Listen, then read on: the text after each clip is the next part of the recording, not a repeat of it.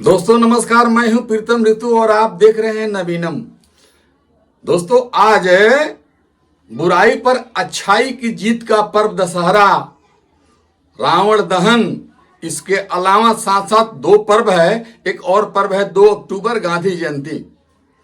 दोस्तों भारत में 11 साल से मोदी जी प्रधानमंत्री है, भाजपा का राज है, एनडीए का शासन चल रहा है और कितना दिन तक चलेगा फिलोसफरों ने या फिर जो भविष्य वक्ता है उन लोगों ने बताया है कि लगभग 47 तक ऐसे ही कांग्रेस को शासन में नहीं आना है। ये वक्ताओं ने, भविष्य वक्ताओं ने ऐलान कर दिया है।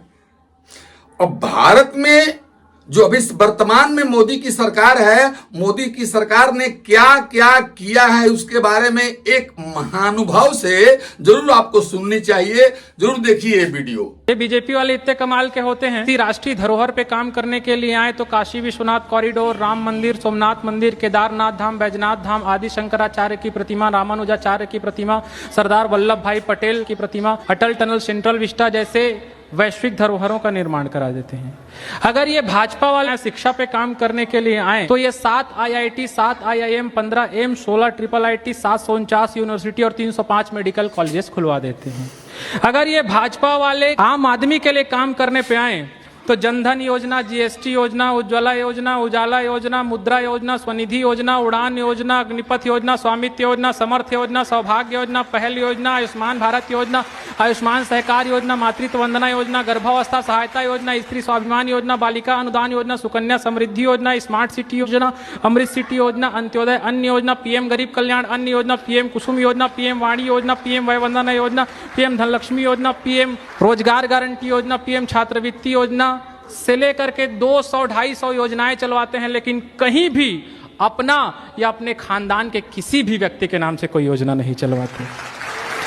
और अगर ये भाजपा वाले खत्म करने के लिए आ जाएं तो हज सब्सिडी खत्म, मदरसा बोर्ड खत्म, राम मंदिर मुद्दा खत्म, 1000 का नोट खत्म, 500 का नोट खत्म, 3 तलाक कानून खत्म, धारा 370 खत्म, धारा 377 खत्म। और इतने में भी आप लोगों तो दोस्तों ये है मोदी के कार्यों का छोटा मोटा ब्यौरा। हालांकि बड़ा रूप में इसे बताया जाए तो घंटों लग सकते हैं, बहुत बड़ा वीडियो हो जाएगा।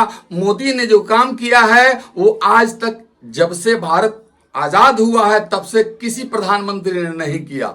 याद रखिएगा, इसका गारंटी है। आप अध्ययन कर लीजिए भाजपा के बारे में या एनडीए के बारे में या मोदी जी प्रधानमंत्री के बारे में। आप अध्ययन करके आप इसका जो है कि नहीं विरोध हमारी बात का कर सकते हैं, या फिर महानुभाव ने जो कहा उसका विरोध आप कर सकते हैं। लेकिन आपको पता होगा पूरा देश में एक विपक्ष का नेता LP कौन है? राहुल गांधी उर्फ पप्पू। पप्पू उनको क्यों कहते हैं? खैर पप्पू किसी ने नहीं कहा, वो खुद उसने कहा है। वो भी कहां? लोकसभा में कहा है कि मैं पप्पू हूं। आपने देखा ही होगा वीडियो।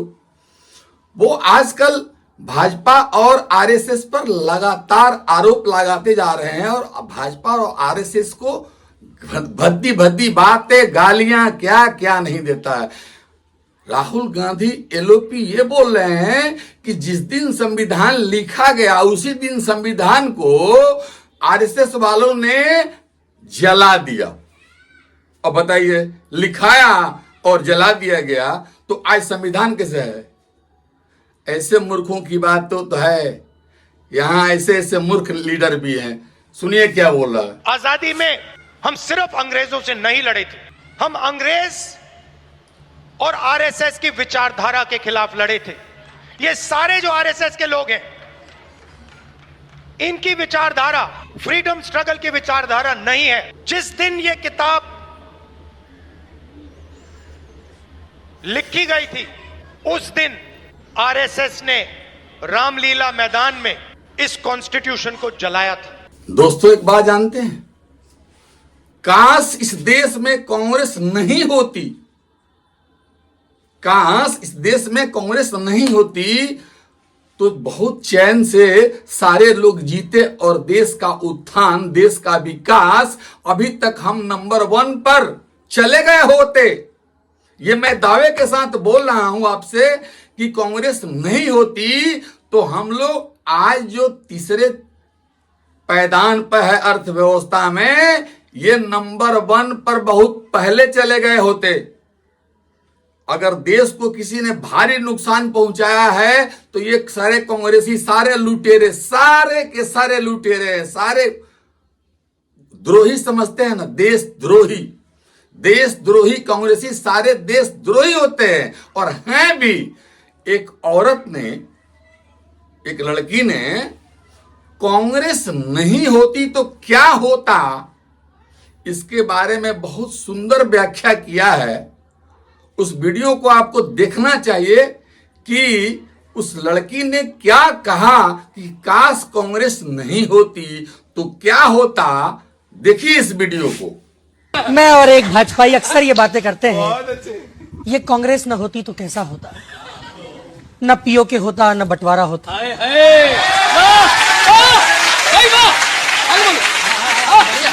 न पीओके होता न बंटवारा होता, न घुसपैठी आते न भंडारा होता, न इमरजेंसी होती न लोकतंत्र मरता, न चारा होता न कोई चरता, न तोते पलते न इंक्वायरी कसती, न लीटर में आटा सुनकर जनता हंसती।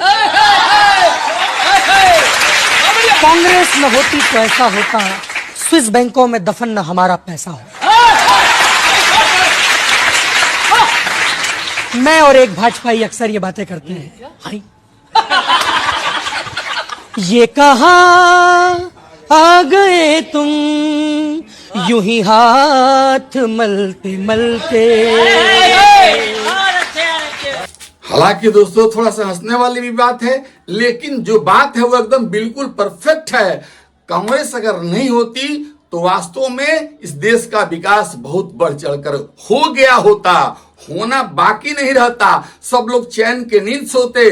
और जो यहाँ जो दंगा फसाद जो हो रहा है और हिंदू मुसलमान जो है कि नहीं आपस में टकराने की कोशिश कर रहे हैं, या फिर मुसलमानों का जितना मन बढ़ गया है, जितना वो लोग गलत काम करते हैं, ईंट पत्थर से लेकर के हर बुराई में लिप्त है जो मुसलमान भारत का, वो कांग्रेस की देन है सर।